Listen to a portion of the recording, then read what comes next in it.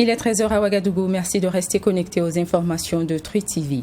Marche silencieuse ce dimanche à Ouagadougou en hommage à l'étudiante de Rimkieta, assassinée le 26 septembre dernier lors d'un braquage. Les jeunes sont sortis dénoncer cette énième agression et réclamer la sécurisation de cette zone. Autonomisation des maires d'arrondissement, l'association des municipalités du Burkina est allée plaider pour cette cause auprès du chef de file de l'opposition politique. Les précisions de cette doléance dans ce journal. Inauguration d'un local jeudi dernier pour la gendarmerie de Poura dans la province des Balés. C'était en présence des ministres burkinabés de la sécurité et de l'économie. Les détails au cours de cette édition. Bonjour à tous et bienvenue. Conférence de presse ce matin des ouvriers occasionnels de la mairie centrale qui se réclament permanents. Ces derniers ont lancé un appel à l'endroit du président du Faso en ce qui concerne la régularisation de leur situation. En attente de leur salaire, ils affirment avoir repris le travail le 8 février dernier après une grève de 3 mois et déclarent avoir entrepris plusieurs démarches auprès de certaines autorités, mais sans succès. Écoutons Noufé Bamogo, représentant de la Confédération syndicale burkinabé. Il est au micro de Fatima Tanikema. Excellence, Monsieur le Président de la République, nos enfants ont été refoulés des écoles pour non-paiement des frais de scolarité et beaucoup ce matin sont hors des classes. Au nom du vivre ensemble, au nom du principe sacré de la paix sociale et de la solidarité dont vous prônez pour un Burkina meilleur, nous, vieux et vieilles ouvriers toujours en activité, sollicitons humblement votre indulgence afin que le maire central entende raison, car la construction de ce pays nous incombe tous. Nous attendons de vous une réaction dans la dynamique de préserver la paix sociale. C'est vrai que ce matin, les élèves sont là, vous êtes témoins oculaires. Nous allons effectivement accorder une patience pour cette semaine, en attendant que le chef de l'État lui-même donne un signal fort. Et si ce signal fort n'arrive pas, nous vous promettons que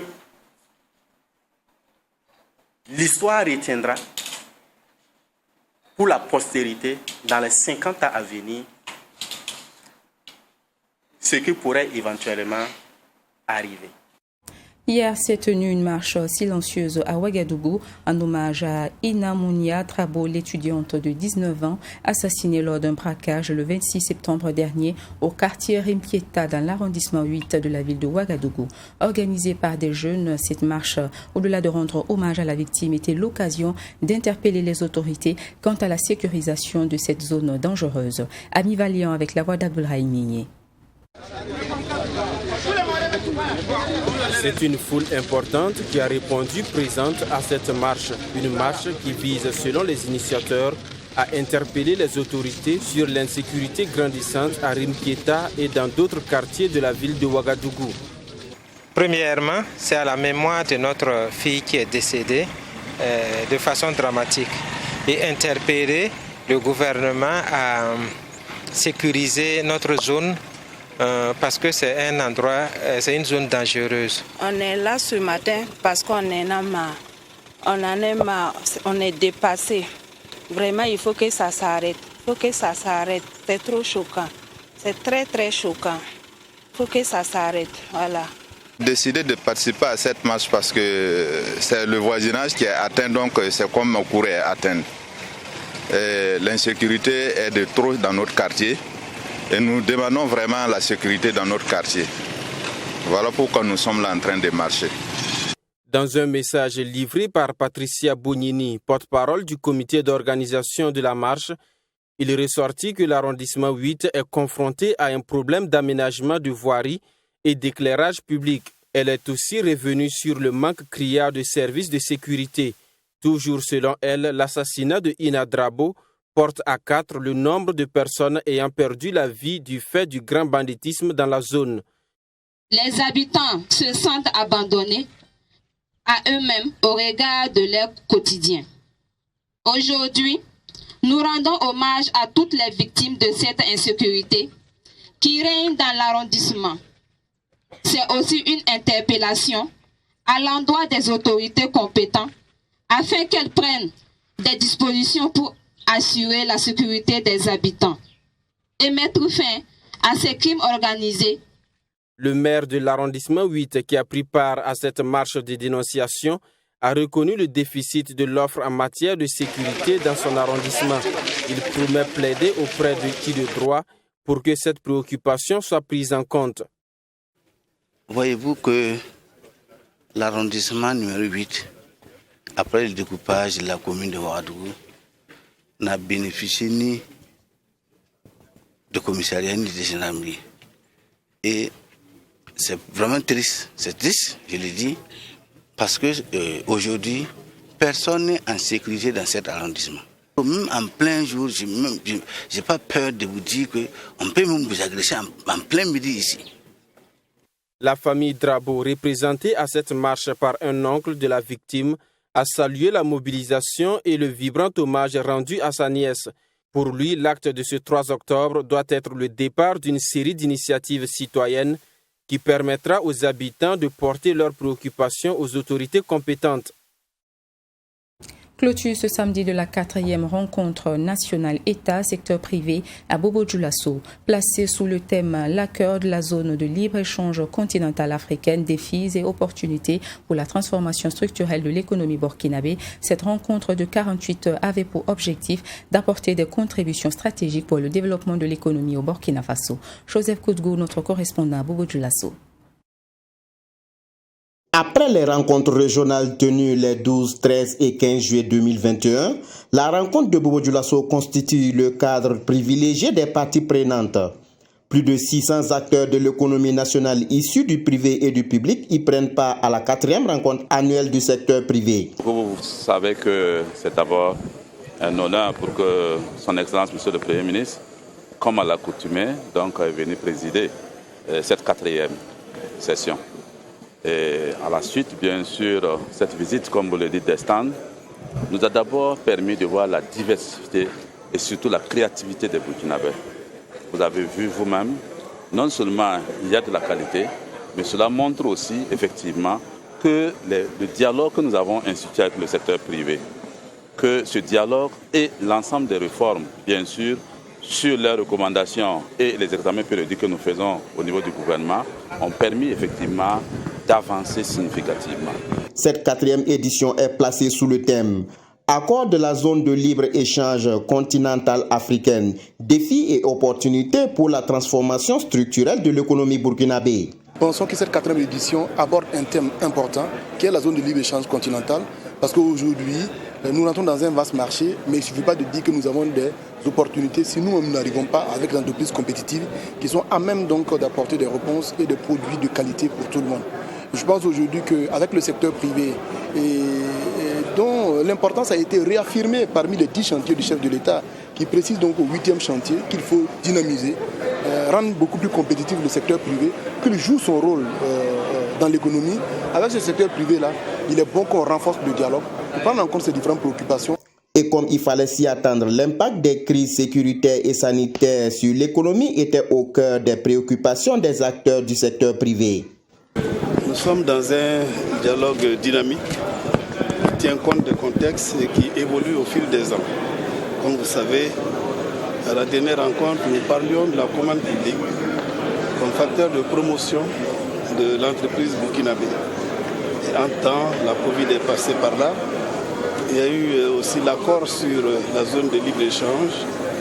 Il est évident que ces différents changements ont apporté une modification dans notre vision.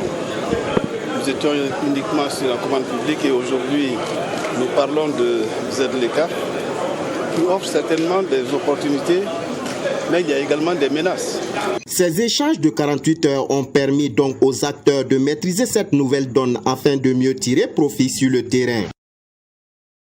Autonomisation des maires d'arrondissement. Dans le cadre du processus de relecture du Code des collectivités territoriales, une délégation de l'Association des municipalités de Ouagadougou et Bobo-Dioulasso est allée présenter ce vendredi son plaidoyer au chef de file de l'opposition politique. Une doléance agréée par Edi Kombego. Les détails avec Michael Tougré. Les maires d'arrondissement des communes à statut particulier Ouagadougou et Bobo-Dioulasso veulent une meilleure relation avec les communes à statut particulier et l'État. Dans la dynamique de la relecture du Code des collectivités territoriales, ces maires d'arrondissement de Bobo-Dioulasso et Ouagadougou portent un plaidoyer auprès des chefs de file de l'opposition politique. Un mémorandum de plaidoyer sur la prise en compte de l'autonomisation des arrondissements dans la relecture du Code général des collectivités a été remis à Edi Kombego afin de bénéficier de l'appui de son institution.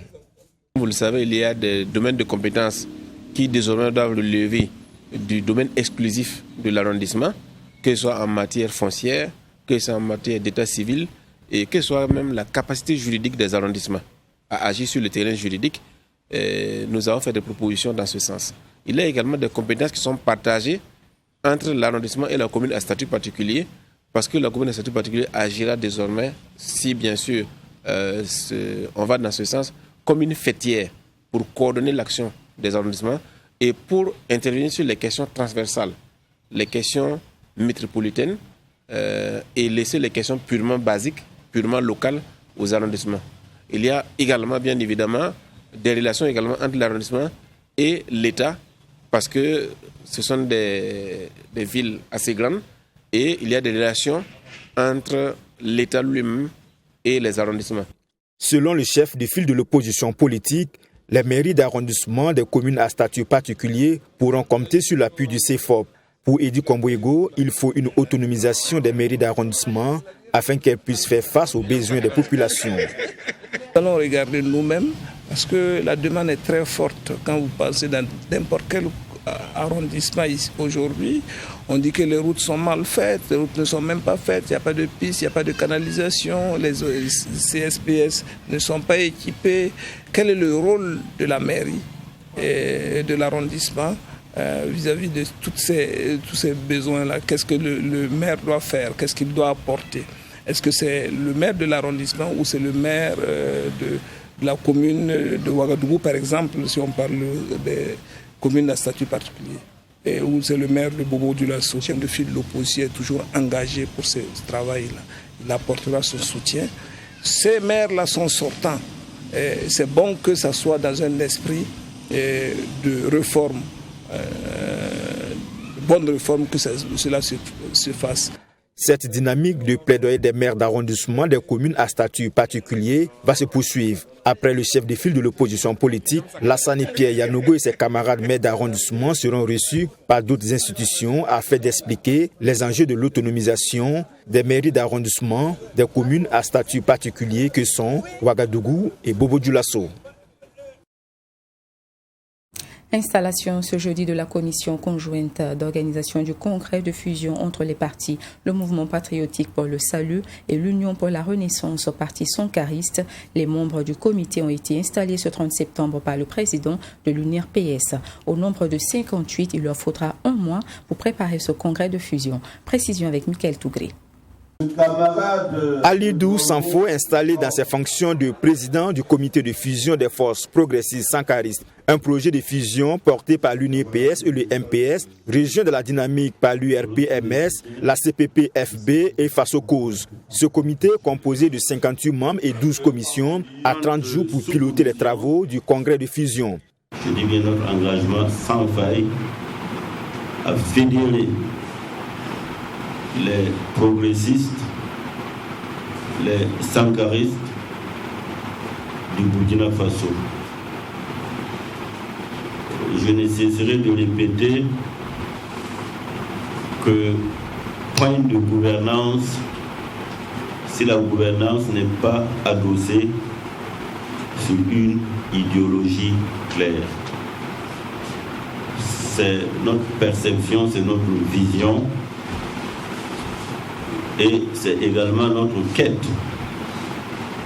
d'une véritable alternative faite de rupture dans la gouvernance que l'ensemble de nos partis politiques portent aujourd'hui dans ce combat unitaire. La dynamique de fusion lancée depuis le 4 août va aboutir au prochain congrès des 4 partis politiques et de l'organisation de la société civile face aux causes à la création d'un parti politique. L'objectif, selon Maître Benewende Sankara, président de l'UNUPS, proposer au Burkinabé une offre politique alternative. Organiser un congrès de cette dimension n'est pas chose aisée. Parce que chez nous, la démarche se veut inclusive, elle se veut participative. Il n'y a pas de grand parti, il n'y a pas de petit parti. Il n'y a que l'intérêt supérieur de notre peuple qui compte dans cette démarche-là. Voilà pourquoi nous sommes conscients que les délais sont très courts, que la tâche est très difficile, mais elle n'est pas impossible. Car nous disons que impossible n'est pas sans carré. Le congrès de fusion est prévu se tenir les 30, 31 octobre et 1er novembre prochains. Le ministre de l'Économie, des Finances et du Développement a inauguré le 30 septembre dernier à Poura un bâtiment administratif au profit de la gendarmerie de cette localité dans la province des Balais. C'était en présence du ministre de la Sécurité et du maire de la commune de Poura. D'une valeur de 175 millions de francs CFA, cette infrastructure vient à point nommé pour un meilleur accomplissement des missions de la brigade de gendarmerie de cette localité. Abdoulaye Mieye pour les détails.